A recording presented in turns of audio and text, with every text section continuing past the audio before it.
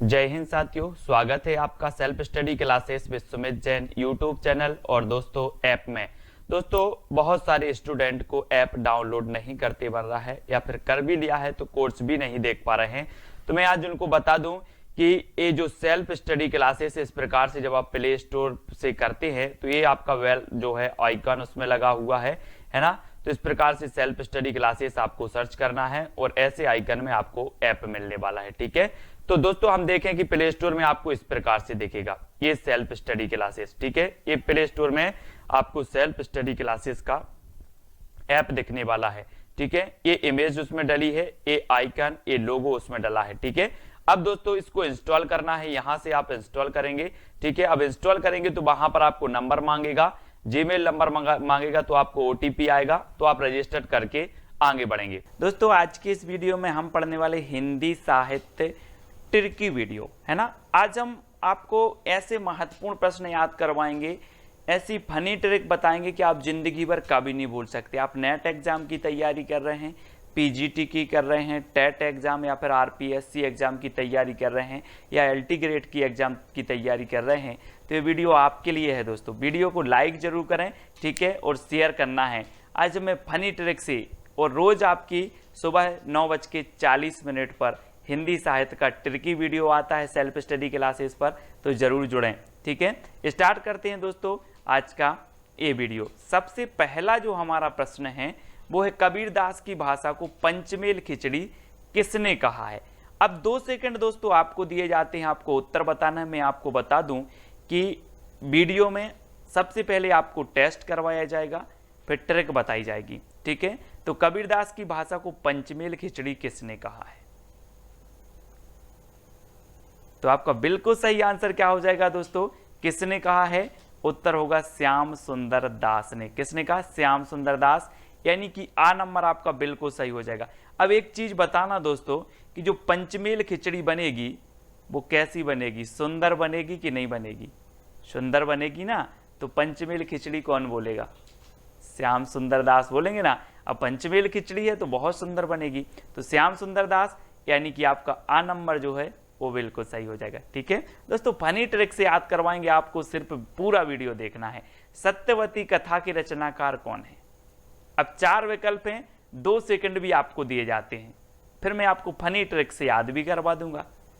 तो आपका बिल्कुल सही आंसर क्या हो जाएगा, सत्यवती कथा के जो रचनाकार हैं दोस्तों वो कौन है, ईश्वरदास। आपने बिल्कुल सही आंसर बताया, ईश्वरदास। अब इसको कैसे याद रखना है दोस्तों, एक चीज बताना कि जो ईश्वर हैं, ईश्वर की जो कथा होती है वो कैसी होती है, सत्य होती कि नहीं होती।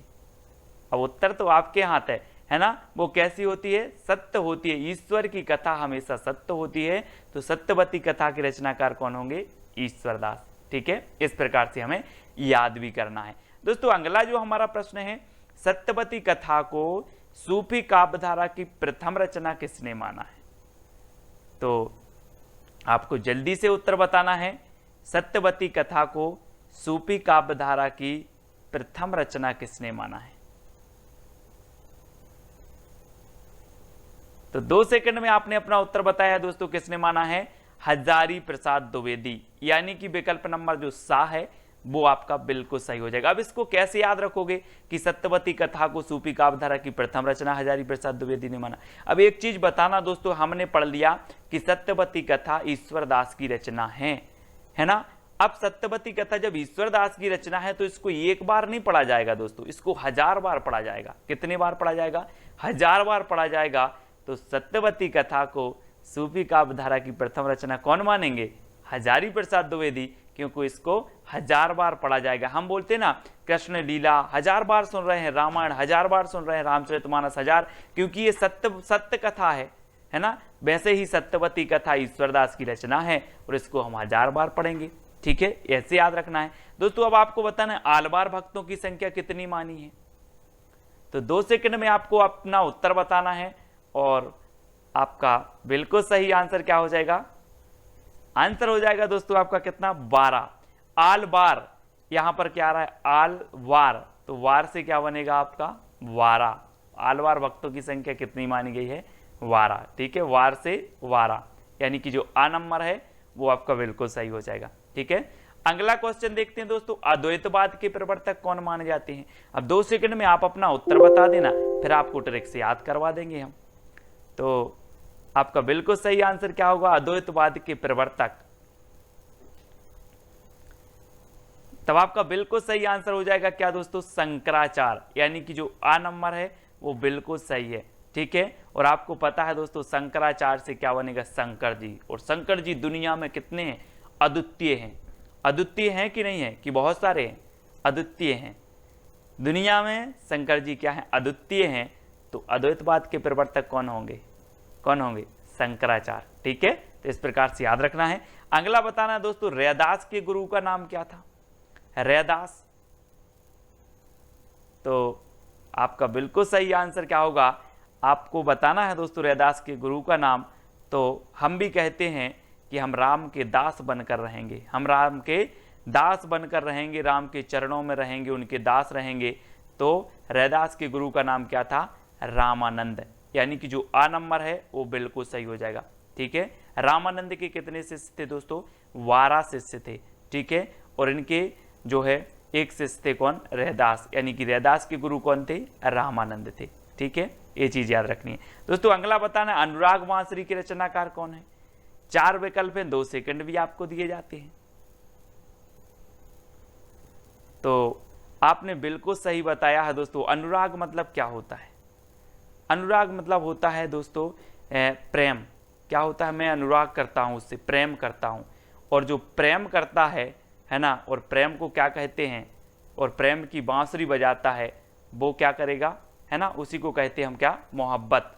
तो यहाँ से नूर मोहम्मद, है ना, हम बोलते हैं ना नूर जहां से प्यार करते थे, वो नूर जहां से प्रेम करते थे। ऐसे ही नूर मोहम्मद की रचना है अनुराग बांसुरी, है ना, क्योंकि ये अनुराग करते थे, मोहब्बत करते थे, काय से, बांसुरी से। तो अनुराग बांसुरी के रचनाकार कौन होंगे, नूर मोहम्मद। इस प्रकार से आपको याद रखना है। अगला बताना है दोस्तों, रामचरितमानस में कितने कांड हैं। रामचरितमानस दोस्तों जल्दी से बताना है। आपका बिल्कुल सही आंसर क्या आ गया है, रामचरितमानस, है ना, ये तुलसीदास जी की रचना है। रामचरितमानस महाकाव्य है। ठीक है, और इसमें कितने खंड हैं, कितने कांड हैं, तो 7 कांड हैं। अब इसको कैसे याद रखोगे, है ना, तो रामचरितमानस दोस्तों आपको पता है कि राम के जीवन पर आधारित है, तुलसीदास जी की रचना है। ठीक है, और राम जी जब वन में जा रहे थे तो बहुत सारे लोग कहाँ जा रहे थे, साथ जा रहे थे, साथ। तो तुलसीदास ने सोचा यार सब लोग साथ जा रहे थे, तो रामचरितमानस में भी 7 कांड रखेंगे, है ना। तो इसमें 7 कांड हैं, इस प्रकार से याद रखेंगे। विनय पत्रिका की रचनाकार कौन है दोस्तों, विनय पत्रिका। अब एक चीज बताना दोस्तों कि संसार में सबसे ज्यादा विनय राम जी की किसने की है, विनय पूर्ण दोहे लिखे हैं, विनय की है, किसने की है, तो वो की है दोस्तों किसने, तुलसीदास जी ने। ठीक है, तुलसीदास यानी कि जो आ नंबर है वो बिल्कुल सही है ना। आपने सुना है, क्या सुना है, कि चित्रकूट के घाट में भई संतन की भीड़, तुलसीदास चंदन घिसे तिलक देत रघुवीर। दोस्तों जो विनय पत्रिका है ये ब्रज भाषा में तुलसीदास जी की रचना है, याद रख लेना। कई बार पूछी जाती है कि विनय पत्रिका की भाषा क्या है, तो भाषा है ब्रज भाषा और तुलसीदास जी की है। ठीक है, अगला बताना दोस्तों, भक्तमाल के रचनाकार कौन है, भक्तमाल। तो अब एक चीज बताना दोस्तों कि जो भक्त होते हैं, भक्त, है ना, भक्त क्या करते हैं, आकाश की ओर, नभ की ओर क्या करते, सिर करते हैं, और ऐसे भगवान को क्या करते हैं, नमस्कार करते हैं। कौन, भक्त। कहां सिर करते हैं, नभ की ओर। तो भक्तमाल के रचनाकार कौन होंगे, नभ से नाभादास, है ना। भक्तमाल जो भक्त होते हैं वो नभ की ओर सिर करके नमस्कार करते हैं, तो भक्त से नाभा, भक्त क्या करते, नभ की ओर, तो नाभादास, है ना। तो भक्तमाल के रचनाकार कौन है, नाभादास। ठीक है, अगला प्रश्न बताना है दोस्तों आपके, भंवर गीत के रचनाकार कौन है, भंवर गीत। ये है दोस्तों भंवर, और आपने सुना होगा कि जब ब्याह होता है किसी का तो क्या पढ़ती हैं, भांवरें पढ़ती हैं, भांवरें पढ़ती हैं। और जब नई नई दुल्हन होती है और क्या करती है, भांवरें पढ़ के जाती है, तो सबसे ज़्यादा वो देखती है, क्या देखती है, कि नंद कैसी है, नंद कैसी है। और नंद अगर तेज हुई तो सोचती है यार नंद की भांवर पड़ जाती जल्दी, नंद की भंवर जल्दी पड़ जाती। तो भंवर गीत के रचनाकार कौन होंगे, नंद की भांवर पढ़वाते हैं जल्दी, तो नंददास, यानी कि बा नंबर आपका बिल्कुल सही होगा। ठीक है, भंवर गीत नंददास की रचना है। ठीक है, तो जो कृष्ण काव्य धारा थी दोस्तों, कृष्ण काव्य धारा में सूरदास जी के बाद नंददास जी का नंबर आता था, है ना। अगला बताना है रामायण महानाटक के रचनाकार कौन है। मैं सिर्फ दोस्तों ट्रिक से याद करवा रहा हूं, बहुत सारी चीजें आपको बता सकता हूं, लेकिन रामायण में ट्रिक से ही याद करवा रहा हूं ताकि आपको याद हो जाए। ठीक है, तो रामायण महानाटक के रचनाकार कौन है। अब दोस्तों आपको 2 सेकंड में उत्तर बताना है, और मैं थोड़ी सी आपको हिंट दे रहा हूं कि जो रामायण महानाटक है और जो रामायण है वो हमारी क्या है, प्राण है कि नहीं है। हम बोलते हैं कि रामायण तो हमारी प्राण है, प्राणों के समान है, हम उसको पढ़ते हैं, उससे सार तत्व ग्रहण करते हैं, तो हमारी क्या है, प्राण। तो रामायण महानाटक के रचनाकार कौन हो जाएंगे, कौन होंगे। अब आपको ही बताना है कि रामायण तो हमारी प्राण है, तो प्राणचंद्र चौहान, यानी कि जो बा नंबर है वो आपका बिल्कुल सही हो जाएगा।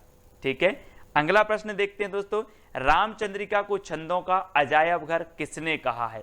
अब दोस्तों सबसे पहली बात तो यही आती है, एक क्वेश्चन पूछा जाता है कि छंदों का अजायब घर किसे कहा जाता है, तो आप बता देते हो केशवदास की रामचंद्रिका को। ठीक है, लेकिन रामचंद्रिका को छंदों का अजायब घर कहा किसने है, तो एक चीज बताएं कि जिसने इस रामचंद्रिका का स्वरूप देखा होगा वो ही बता सकता है कि ये छंदों का अजायब घर है। अगर ये पुस्तक बंद है, इसको देखकर आप बता सकते हो कि इसके अंदर क्या है, नहीं बता सकते ना। जिसने रामचंद्रिका का स्वरूप देखा वही बताएगा कि ये छंदों का अजायब घर है। तो राम स्वरूप चतुर्वेदी, इन्होंने स्वरूप देखा और इन्होंने बता दिया कि ये क्या है, छंदों का अजायब घर है, और बा नंबर आपका बिल्कुल सही हो जाएगा। ठीक है ना, फनी ट्रिक याद हो जाएगा दोस्तों, पूरा वीडियो जरूर देखना है। मधुमालती के रचनाकार कौन है, मधुमालती। आपने दोस्तों एक वो सुना होगा कि बैर कराते मंदिर मस्जिद और मेल कराती मधुशाला, एक सुना है ना आपने। तो आपने देखा होगा कि समाज में कई ऐसे लोग होता है उनका मंझनई मधु से होता है। कैसे होता है, मंझन मधु से होता है। तो मंझन मधु से होता है तो मधुमालती के रचनाकार कौन होंगे, मंझन होंगे ना, मंझन, यानी आ नंबर आपका बिल्कुल सही हो जाएगा। ठीक है, हमें ट्रिकी याद करना है दोस्तों, याद बस करने का माध्यम है कि हमारे माइंड में कैसे वो फिट बैठती है, याद होती है। ठीक है, अगला बताना है दोस्तों आपको, हिंदी भक्ति काव्य का प्रथम क्रांतिकारी पुरस्कर्ता कबीर हैं, ये कथन किसका है। हिंदी भक्ति काव्य का जो काव्य के प्रथम क्रांतिकारी पुरस्कर्ता कबीर हैं, ये कथन किसका है। तो ये चीज तो कौन बता देंगे, बच्चे बता देंगे, सभी को पता है।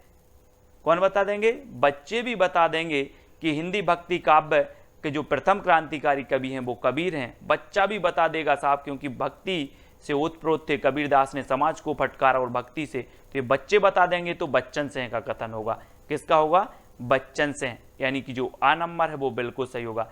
हिंदी भक्ति काव्य का प्रथम क्रांतिकारी पुरस्कर्ता कबीर हैं, ये कथन किसका है, बच्चन सिंह का। ठीक है, इस प्रकार से कथन भी याद हो जाएंगे आपको, आप बिल्कुल चिंता न करें।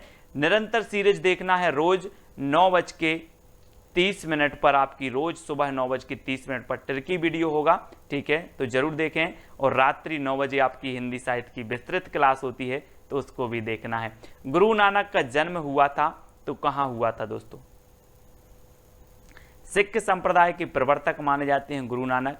अब यहां पर क्या आ रहा है, नानक, नाना आ रहा है तो ननकाना, नानक ननकाना, है ना, इस प्रकार से। तो गुरु नानक का जन्म हुआ था कहां पर, ननकाना, आ नंबर आपका बिल्कुल सही हो जाएगा। अगला बताना दोस्तों, नगेंद्र के अनुसार प्रथम सूफी काव्य रचना कौन सी है। सूफी काव्य धारा आपने पढ़ी होगी भक्ति काल में, अब सूफी काव्य रचना बतानी है तो नगेंद्र के अनुसार बताना है, तो जल्दी से बताएं, 2 सेकंड में आपको। तब आपका राइट आंसर क्या हो जाएगा दोस्तों, वो मैं आपको बता रहा हूं, थोड़ा सा हिंट दे रहा हूं कि अगर आपके सामने नांग आ जाए तो आप हंसोगे कि दौड़ लगा दोगे, है ना। अगर अचानक आपके सामने ऐसे करके नांग आ जाए तो आप हंसोगे कि दौड़ लगा दोगे, है ना, दौड़ लगा देंगे।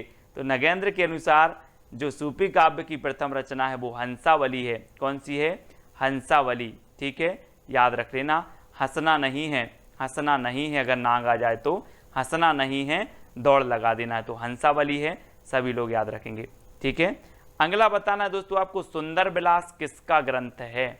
सुंदर विलास, तो प्रश्न क्रमांक 18 है और 2 सेकंड है, बिल्कुल आप आसानी से बता देंगे कि सुंदर आ रहा है तो सुंदर विलास सुंदरदास का ही होगा। ठीक है, सुंदरदास, ये बिल्कुल सही है आपका। ठीक है, आ नंबर आपका बिल्कुल सही हो जाएगा। सुंदरदास का ये ग्रंथ है सुंदर विलास। अगला बताना है दोस्तों, निम्न में से अष्टछाप का कवि नहीं है। अष्टछाप को जो स्थापना हुई थी, मैं आपको अभी क्वेश्चन पूछूंगा उसका, वो अभी नहीं बता रहा हूं मैं आपसे। तो निम्न में से अष्टछाप का कवि नहीं है बताना है। अष्टछाप की स्थापना मैं आपको इतना बता दे रहा हूं कि विट्ठलनाथ ने की थी। ठीक है, लेकिन कौन सा कवि नहीं है इनमें से? तो आपका बिल्कुल सही आंसर क्या हो जाएगा दोस्तों? क्या होगा आपका? नंददास जी भी हैं, सूरदास जी भी हैं, छीत स्वामी हैं, लेकिन कौन नहीं है? नावादास, जिनकी रचना हमने पढ़ी थी, कौन सी है? भक्तमाल, है ना, भक्तमाल इनकी रचना है। और ये नावादास जो हैं ये अष्टछाप के कवि नहीं है, यानी कि आपका जो उत्तर है आ नंबर बिल्कुल सही हो जाएगा। अब लोग कंफ्यूज होते हैं दोस्तों, यहाँ भी दास आ रहा है, यहाँ भी दास आ रहा है, यहाँ भी दास आ रहा, तो ये तीनों तो होने चाहिए, ये छीत स्वामी आ रहा तो ये नहीं होनी चाहिए, ऐसे कर देते हैं। लेकिन जिन्होंने पढ़ा है उनको ज्ञान है। कुंभन दास के गुरु कौन थे दोस्तों? वल्लभाचार्य, रामानंद, कबीरदास या विट्ठलनाथ? तो अब दोस्तों यहाँ पर बताना है, फंस गई ना कैसेट, कि वल्लभाचार्य के हैं कि विट्ठलनाथ के हैं। तो दोस्तों एक चीज मैं आपको हिंट दे रहा हूं कि अगर कुंभ के मेले में जाना है तो क्या होने चाहिए? बल होना चाहिए, क्योंकि भीड़ इतनी रहती है, भीड़ इतनी रहती है कि आपके अंदर अगर बल नहीं होगा तो आप कुंभ के मेले में नहीं जा सकते। तो कुंभ के मेले में बल चाहिए, तो कुंभन दास के गुरु कौन होंगे? बल से वल्लभाचार्य, यानी कि जो आ नंबर है वो आपका बिल्कुल सही हो जाएगा। ठीक है, इस प्रकार से याद रखना है। अब दोस्तों आपका एक चैलेंज प्रश्न है जिसका उत्तर आपको कमेंट में लिखना है कि अष्टछाप की स्थापना कब हुई थी। एक एक बंदा जिन्होंने भी ये वीडियो देखा है, जिनको भी वीडियो अच्छा लगा है, जो भी हमारे हिंदी साहित्य के सही ओरिजिनल स्टूडेंट हैं, वो अष्टछाप की स्थापना कब हुई थी इसका उत्तर कमेंट में लिखेंगे। चैलेंज प्रश्न है आपके लिए। ठीक है, हर बंदा लिखेगा और प्रोत्साहन के लिए 2 शब्द लिखेंगे कि सर इसी प्रकार के वीडियो और बनाए। ये तो सरल प्रश्न थे, कठिन कठिन प्रश्न भी आपको याद हो जाएंगे, कोई बड़ी बात नहीं है। हिंदी साहित्य की रचनाएं याद हो जाएंगी, प्रश्न याद हो जाएंगे, काल हो जाएंगे, सब कुछ होगा याद, है ना। सिर्फ आपको वीडियो को लाइक करके अपने मित्रों तक शेयर करना है और सुबह रोज 9 बजे 9:30 पर 9:30 पर आपका टिर वीडियो जरूर आएगा रोज, तो रोज आपको देखना है। जय हिंद साथियों, स्वागत है आपका self study classes with Sumit Jain YouTube channel और दोस्तों ऐप में। दोस्तों बहुत सारे स्टूडेंट को ऐप डाउनलोड नहीं करते बन रहा है, या फिर कर भी लिया है तो कोर्स भी नहीं देख पा रहे हैं। तो मैं आज उनको बता दूं कि ये जो सेल्फ स्टडी क्लासेस इस प्रकार से जब आप प्ले स्टोर से करते हैं तो ये आपका जो है आइकन उसमें लगा हुआ है ना। तो इस प्रकार से सेल्फ स्टडी क्लासेस आपको सर्च करना है और ऐसे आइकन में आपको ऐप मिलने वाला है। ठीक है, तो दोस्तों हम देखें कि प्ले स्टोर में आपको इस प्रकार से दिखेगा ये सेल्फ स्टडी क्लासेस। ठीक है, ये प्ले स्टोर में आपको सेल्फ स्टडी क्लासेस का ऐप दिखने वाला है। ठीक है, ये इमेज उसमें डली है, ये आइकन, ये लोगो उसमें डला है। ठीक है, अब दोस्तों इसको इंस्टॉल करना है, यहां से आप इंस्टॉल करेंगे। ठीक है, अब इंस्टॉल करेंगे तो वहां पर आपको नंबर मांगेगा, जीमेल नंबर मांगेगा, तो आपको ओटीपी आएगा, तो आप रजिस्टर करके आगे बढ़ेंगे।